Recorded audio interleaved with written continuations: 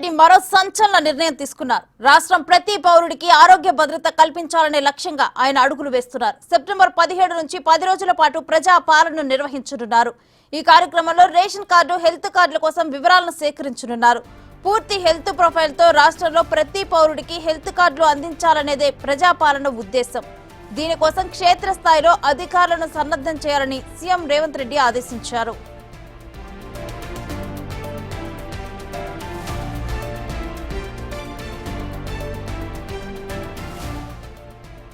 మరిన్ని వివరాలు మా డిప్యూటీ ఇన్పుట్ ఎడిటర్ సాదిక్ అందిస్తారు. అభివృద్ధిలో 19 అంశాలపై మిషన్ 19 స్పీడ్ సంబంధించిన ప్రోగ్రామ్ కి చేపట్టారు ముఖ్యమంత్రి రేవంత్ రెడ్డి. అందులో భాగంగా ఉస్మానియా ఆసుపత్రిని అక్కడ నుండి తరలించి గోషామాల్కు తరలించాలన్నటువంటి నిర్ణయం తీసుకోవడం జరిగింది. కొత్త ఆసుపత్రి గోషామాల్లో ప్రారంభం కాబోతుంది. దానికి సంబంధించిన డిజైన్స్ ఏర్పాటు చేయాలని కూడా ముఖ్యమంత్రి రేవంత్ రెడ్డి ఈ సమీక్ష సమావేశంలో యుద్ధ ప్రాతిపదికన పూర్తి చేయాలని కూడా అధికారులకు ఆదేశాలు జారీ చేయడం జరిగింది. ప్రస్తుతం ఉన్నటువంటి ఉస్మానియా ఆసుపత్రిని దాన్ని హెరిటేజ్ భవన్గా ఉంచుతూనే మరోవైపు ఆ ఆసుపత్రిని కొత్తగా నిర్మించే విధంగా గోషామాల్కు తరలించాలని కూడా చెప్తా ఉన్నారు.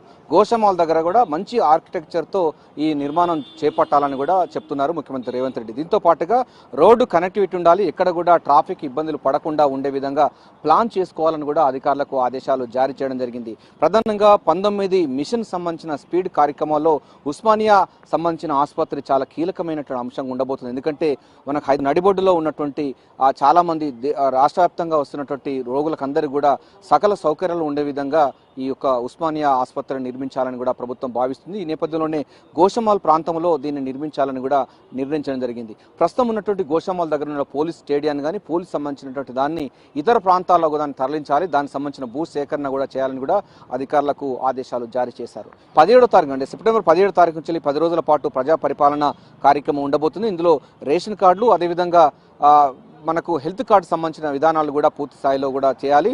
ప్రతి కుటుంబంలో ప్రతి వ్యక్తి కూడా హెల్త్ కార్డు ఉండాలి. వారికి ఉన్నటువంటి ఆరోగ్య సమస్యల నుంచి మొదలు పెడితే ఆరోగ్య సంబంధించిన ఇతరత వాళ్ళకి అవి కావాలి, వారికి ఎటువంటి టెస్టులు కావాలి, దానికి సంబంధించిన అంశాలన్నీ కూడా ఒక ప్రొఫైల్ ఉండే విధంగా ప్లాన్ చేస్తున్నారు. సో తెలంగాణ పూర్తి స్థాయిలో కూడా ఒక ఆరోగ్య తెలంగాణ నిర్మించే లక్ష్యంగా ఉండాలన్నది ముఖ్యమంత్రి రేవంత్ రెడ్డి లక్ష్యం. అదేవిధంగా ఆరోగ్యంగా ఉన్నప్పుడే సమాజంలో మంచి అభివృద్ధి చెందుతుందని కూడా చెప్తా ఉన్నారు. సో ఆరోగ్య తెలంగాణ లక్ష్యంగా ఈ కార్యక్రమం చేపడుతున్నారు. మరోవైపు ఆరోగ్య సంబంధించి విషయాలు ఇటు ఉన్నట్లయితే తెల్ల రేషన్ కార్డుల సమస్య గ్రామీణ ప్రాంతాల్లో చాలా ఎక్కువగా ఉన్నది. సో హెల్త్ కార్డ్స్ వేరే, ఆరోగ్య కార్డ్స్ వేరే కూడా ఇప్పటికీ విభజన చేయడం జరిగింది. సో ముఖ్యమంత్రి రేవంత్ రెడ్డి ఈ రోజు 2 ప్రధానమైన అంశాలపైన రివ్యూ సమావేశంలో చర్చించడం జరిగింది.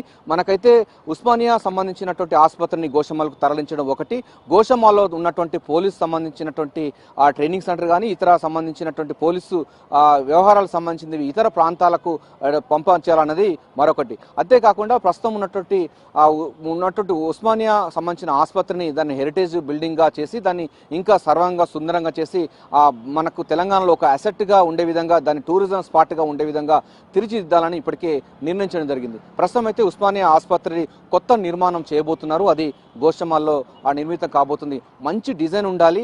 డిజైన్ మొత్తం కూడా తెలంగాణ సంస్కృతి సాంప్రదాయాలకు అద్దం పట్టే విధంగా ఉండాలి.